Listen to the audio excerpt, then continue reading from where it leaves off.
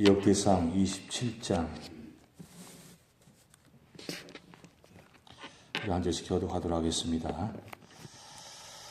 이스라엘 자손의 모든 가문의 우두머리와 천부장과 백부장과 왕을 섬기는 관원들이 그들의 숫자대로 반이 나누이니 각 반열이 24,000명씩이라 1년 동안 달마다 들어가며 나왔으니 첫째 달 반의 반장은 삽대일의 아들 야소바함이요 그의 반에 24,000명이라. 그는 베레스의 자손으로서 첫째 달 반의 모든 지휘관의 우두머리가 되었고 둘째 달 반의 반장은 아호와 사람 도데요 또 미글롯이 그의 반의 주장이 되었으니 그의 반에 24,000명이요 셋째 달 군대의 셋째 지휘관은 대제사장 여호야다의 아들 버나야요 그의 반에 24,000명이라. 이 버나야는 30명 중에 용사요 30명 위에 있으며 그의 반 중에 그의 아들 암미사밧이 있으며 넷째 달 넷째 지휘관은 요압의 아우 아사헬이요 그 다음은 그의 아들 스바다이니 그의 반에 24,000명이요 다섯째 달 다섯째 지휘관은 이스라엘 사람 삼후신이 그의 반에 24,000명이요 여섯째 달 여섯째 지휘관은 두고와 사람 이겟의 아들 이라인이 그의 반에 24,000명이요 일곱째 달 일곱째 지휘관은 에브라임 자손에 속한 발론 사람 헬레스인이 그의 반에 24,000명이요 여덟째 달 여덟째 지휘관은 세라 족속 후사 사람 십부개인이 그의 반에 24,000명이요 아홉째 달 아홉째 지휘관은 베냐민 자손 아나도 사람 아비에셀이니 그의 반에 24,000명이요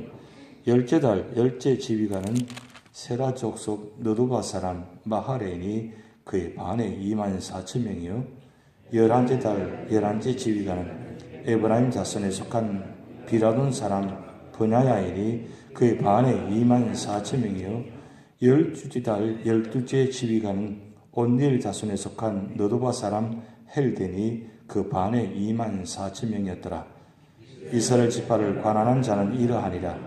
르벤 사람의 지도자는 시그리 아들 엘리에셀이요 시몬 사람의 지도자는 마가의 아들 스바자요 레위 사람의 지도자는 그무엘의 아들 하사바요 아론 자손의 지도자는 사독이요 유다의 지도자는 다윗의 형 엘리후요 이스갈의 지도자는 미가엘의 아들 오므리요 스불론의 지도자는 오바다의 아들 이스마야요 납달리의 지도자는 아스리엘의 아들 여레못이요 에브라임 자손의 지도자는 아사세의 아들 호세아요 머나세 반 지파의 지도자는 버다의 아들 요엘이요 길르앗에 있는 머나세 반 지파의 지도자는 스갈의 아들 이또요 베냐민의 지도자는 아본의 아들 아사셀이요 다는 여호람의 아들 아사렐이니 이들은 이스라엘 지파의 지휘관이었더라.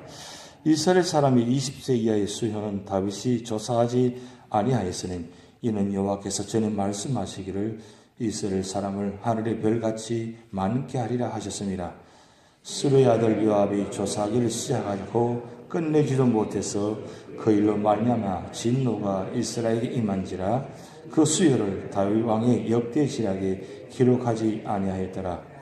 아디의 아들 아스마웻은 왕의 곡간을 맡았고 우시아의 아들 요나단은 밭과 성읍과 마을과 망대의 곡간을 맡았고 글룹의 아들 에스라는 밭가는 농민을 거느렸고 라마 사람 시므이는 포도원을 맡았고 스밤 사람 삽디는 포도원에 솟은 포도주 곡간을 맡았고 게델 사람 바알 하나는 평야의 감람나무와 뽕나무를 맡았고 요아스는 기름 곡간을 맡았고 사론 사람 시드르는 사론에서 먹이는 소떼를 맡았고 아들레의 아들 사밧은 골짜기는 소매를 맡았고 이스마엘 사람은 오빌은 낙타를 맡았고 메로노 사람 에디아는 나귀를 맡았고 하갈 사람 야시스는 양떼를 맡았으니 다윗 왕의 재산을 맡은 자들이 이러하였더라.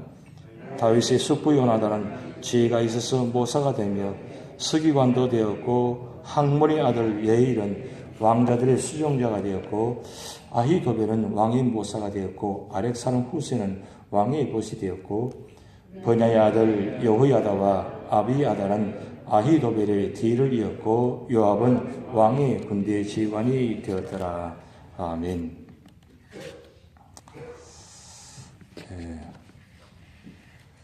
요즘 계속 역대상 다윗 왕의 말년의 그 모습을 지금 보고 있습니다. 조금 전에 제가 이 자리에 앉아서 그런 생각이 들었습니다. 한 목사님이 신앙 간증하듯이 고백한 내용을 갑자기 어떤 장면을 보면서 생각이 났었습니다. 전도사님 때는 목사님이 굉장히 부러웠다는 겁니다. 언제 목사가 되지? 하고 그렇게 부러웠는데 목사가 된 후에 뭐가 부러웠냐면 언제 담임 목사가 되지? 왜냐하면 목사에서 담임 목사 되는 건 굉장히 쉬운 일이 아니라 어려운 일이잖아요. 뭐 요즘 워낙 목회자들이 많다 보니까 담임 목회하는 것이 어렵습니다. 그래서 세상 것 다 내려놓고 그렇게 좋은 학문 공부 끝까지 했는데 박사까지 받았는데도 불구하고 목회지가 없어서 그렇게 힘드는 것이 요즘 목회 현장입니다. 근데 목사가 되고 난 후에 부목사가 겨우 되었는데 담임 목사님이 그렇게 참 소원이 되는 거예요. 그렇지 않아요. 그 부목사로 계속 있을 수 없으니까. 물론 요즘은 이제 같이 협력 목회를 해가지고 그 분할을 해가지고 맡은 역할을 맡기 때문에 꼭 굳이 담임 목사가 되지 않아도 그 맡은 자리가 특별한 역할을 하고 또 협력 목회를 하기 때문에 그를 뭐 끝까지 할 수 있습니다. 그런데 본인은 그런 마음을 갖고 있지만 주변에서 그렇게 바라보지 않는 거예요. 그렇게 그런 마음으로 그 부목을 하고 있는데 옆에서 자꾸 담임 목사 가야지, 돼야지 하면 마음이 좀 그런 거예요. 그래서 부목사님도 마음은 담임 목사가 되는 게 마음이 소원입니다. 근데 드디어 담임 목사님 되었어요. 담임 목사가 된 후에 가만히 내교를 들여다보니까 좀 그런 거예요. 그래서 담임 목사가 된 후에 큰 교회 목사님이 그렇게 부러운 거예요. 언제 저리 큰 교회가 되었을 테지. 그래서 큰 교회를 바라보면서 늘 소원하는 겁니다. 근데 이 목사님이 연세가 들어서 이제 거의 마무리할 지점에 그런 고백이 되어지다는 거죠. 큰 교회 목사도 작은 교회 목사도 중요한 것이 아니라 마지막을 어떻게 하면 아름답게 목회를 할 것인가? 마지막을 잘 목회하면 맞을 것인가? 그것이 소원이 되더라는 거예요. 큰 교회 목사님들 보니까 그 마지막이 너무 힘든 모습을 보고 있는 거예요. 작은 교회 목사님 보면 작은 교회 목사님대로 어려운 것을 봅니다. 그런데 진짜 어려운 게 뭐냐면 큰 교회, 작은 교회 중요한 것이 아니라 그 맡은 바 목회자의 사명을 마지막까지 아름답게 마치는 목회자가 많지 않다는 거예요. 그 모습 보면서 이 목사님은 어떻게 하면 마지막을 목회를 아름답게 마칠 것인가. 그러면서 그 바울 사도의 디모데후서 4장의 그 고백을 생각하신 거예요. 나의 달려갈 길 마치고 믿음을 지켰으니 이제 후로는 의의 맺혀 바라본다. 그 말씀 바라보면서 이 목사님은 마지막을 어떻게 하면 아름답게 목회할 것인가. 그것이 소원이었다는 거예요. 그 장면이 생각납니다. 왜냐하면 오늘 다윗 왕이 말년에 그의 모습을 보면서 우리 무슨 생각이 드는 거예요? 다윗 왕처럼 참 이렇게 말년을 아름답게 마무리했으면 참 좋겠다 하는 마음이 생각이 되는 겁니다. 여러분 지금까지 신앙생활 오시면서 이제 어떻게 보면 물론 여기 젊은 분도 계시지만 이제 주님 부르시는 그날이 점점 가까워져 가고 있잖아요. 그렇다면 과연 바울 사도처럼 다윗 왕처럼 그렇게 마지막을 아름답게 정리할 수 있는가? 또 이 아름다운 모습을 통해 가지고 후손들에게 남길 수 있을 것인가? 그걸 우리가 생각해 보셔야 되는 겁니다.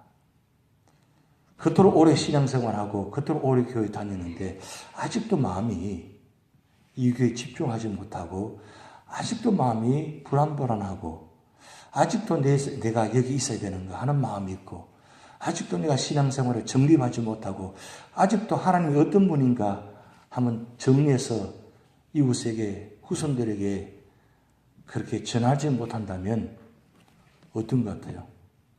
네 신앙생활이 부끄럽지 않아요?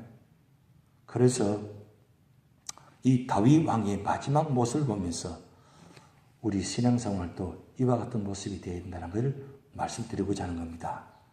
다윗 왕이 후손 우리 솔로몬에게 넘겨주려고 하는데 솔로몬 나이가 어립니다. 그런데 넘겨주려고 하는데 이 다윗 왕의 마음이 어떻습니까? 이대로 해서는 안 되겠다는 마음이 들겠죠.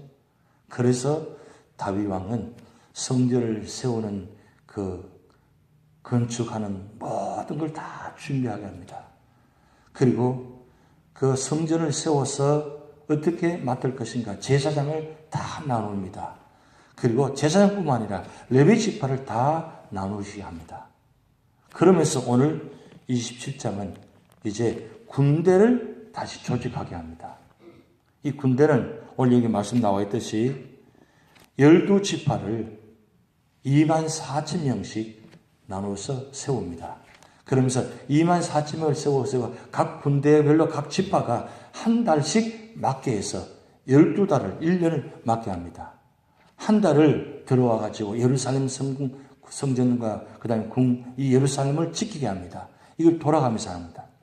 12달을 만들었으니까 12지파가 한 달씩 책임 맡거든요.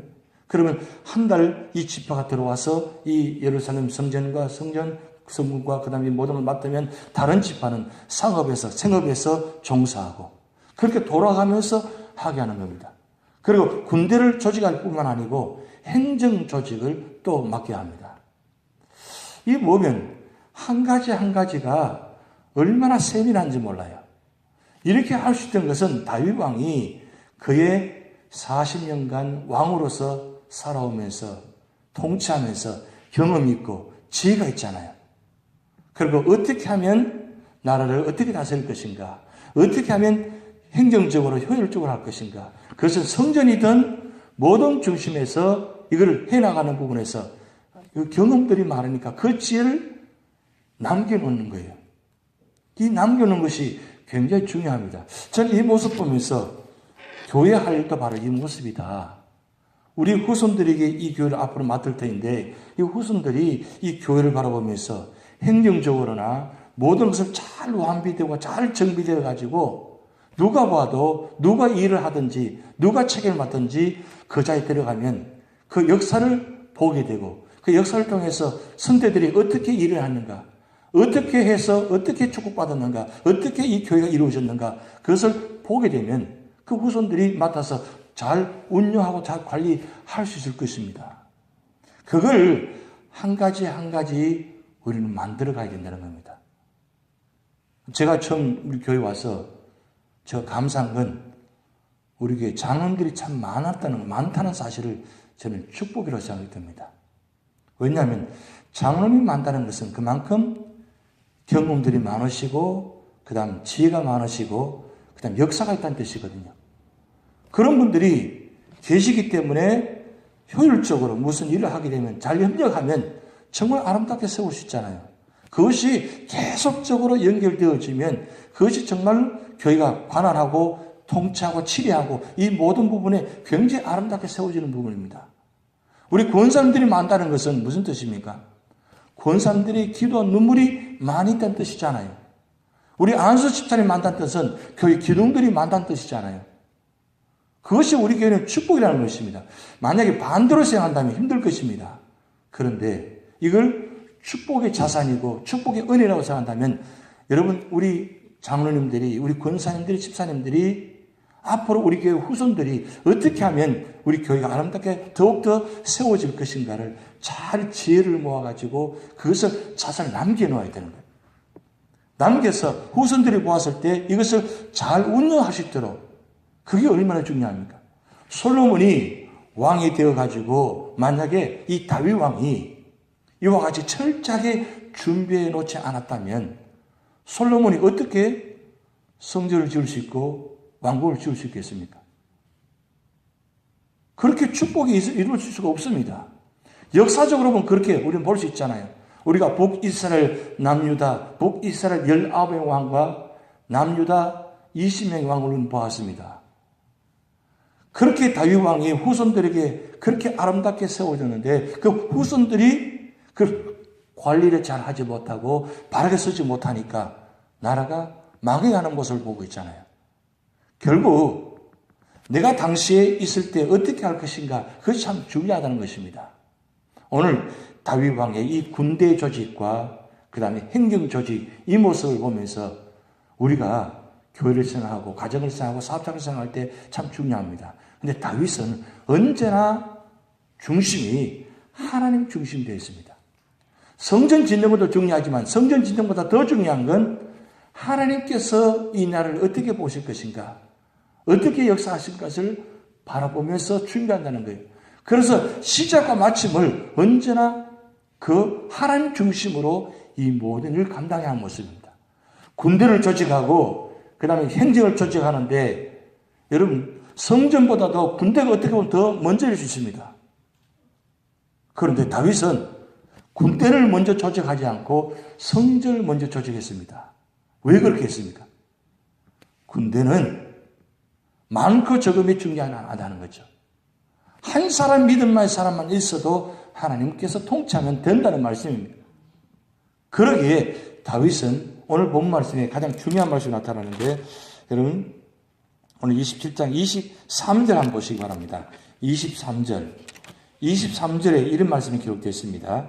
이스라엘 사람의 20세 이하의 수요는 다윗이 조사하지 아니하였으니 이는 여호와께서 전에 말씀하시기를 이스라엘 사람을 하늘의 별같이 많게 하리라 하셨습니다. 이렇게 기록되어 있습니다. 근데 여기 이 말씀 배경이 이렇습니다. 다윗 왕이 크게 두 가지 사건을 통해서 하나님 나단 선지자를 통해서 책망받은 적이 있습니다. 바세바 사건과 그 다음에 인구조사 사건입니다. 그런데 이 인구조사를 통해서 하나님께서 치셨습니다. 그래서 다윗 왕이 실수로 인해서 7만 명이 전염병으로 그 온욕을 통해서 죽게 되었습니다. 왜 인구를 조사를 했느냐? 인구 숫자가 많으면 왕으로서 군사 조직이 많으니까 충분히 나라가 든든히 세워질 것이라고 생각했을 것입니다. 그런데 무엇이 잘못됐습니까? 인구 숫자가 많은 것이 군사 숫자가 많은 게 중요하지 않다는 거죠. 결국 그 사건을 통해서 다윗이 뭘 깨달으냐? 사람의 숫자가 중요하지 않다는 것을 깨닫게 됩니다. 결국 숫자는 사람에 불과하다는 거죠. 인간의 숫자에 불과하다는 거죠.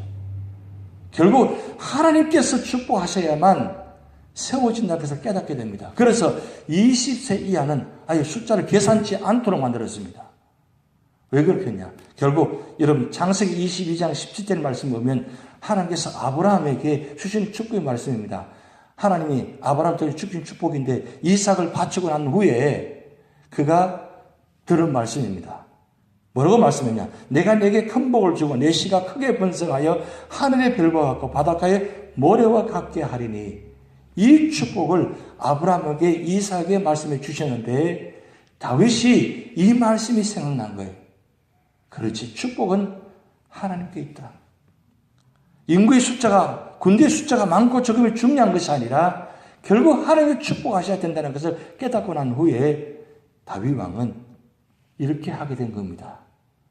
결국 하나님께서 이 다윗을 통해서 이런 모습을 통해서 기록하게 하시고 오늘 우리에게 말씀하고 계십니다.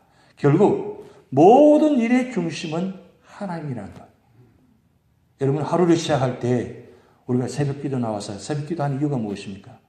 오늘 하루의 삶을 하나님 말씀을 하나님 중심으로 시작하는 뜻입니다. 그리고 마침도 하나님은 끝나셔야 돼요.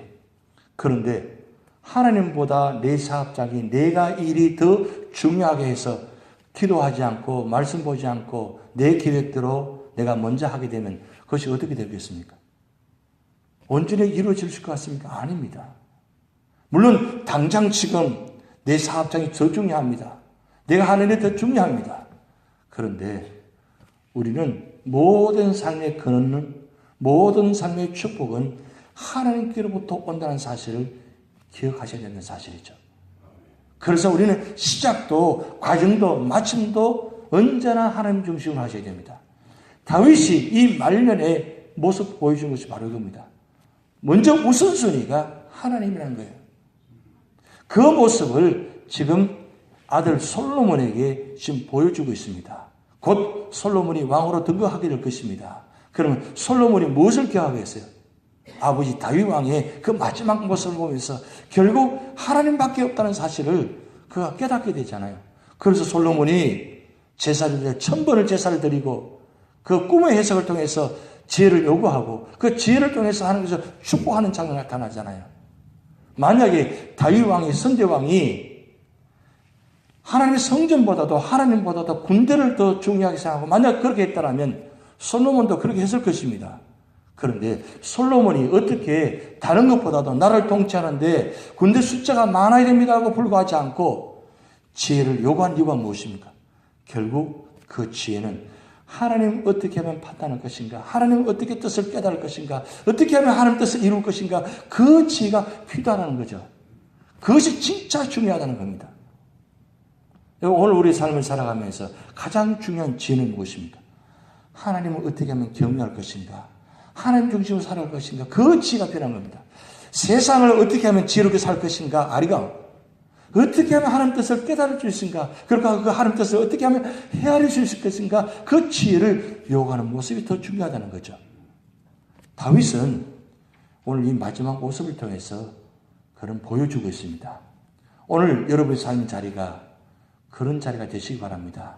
오늘 여러분의 기도의 모습을 통해서 여러분 신앙생활의 모습을 통해서 여러분의 믿음의 모습을 통해서 지금 함께 신앙생활하는 우리 후손들이 닮아가고 이 모습을 통해서 흔적이 남겨져서 그래 그때 우리 선대의 믿음의 우리 장로님 권사님들이 이렇게 이런 모습을 남겼지라고 기억하고 그리고 그대로 닮아가는 그게 믿음의 전통이 되어지는 축복이 이루어질 줄 믿습니다. 우리 다 같이 주기도문 하시겠습니다. 하늘에 계신 우리 아버지여 이름이 거룩히 여김을 받으시오며 나라의 임하옵시며 뜻이 하늘에서 이룬 것 같이 땅에서도 이루어지이다. 오늘날 우리에게 일용할 양식을 주옵시고 우리가 우리에게 죄진 자를 사하여 준 것 같이 우리 죄를 사하여 주옵시고 우리를 시험에 들게 하지 마옵시고 다만 악에서 구하옵소서. 대개 나라와 권세와 영광이 아버지께 영원히 있사옵나이다. 아멘.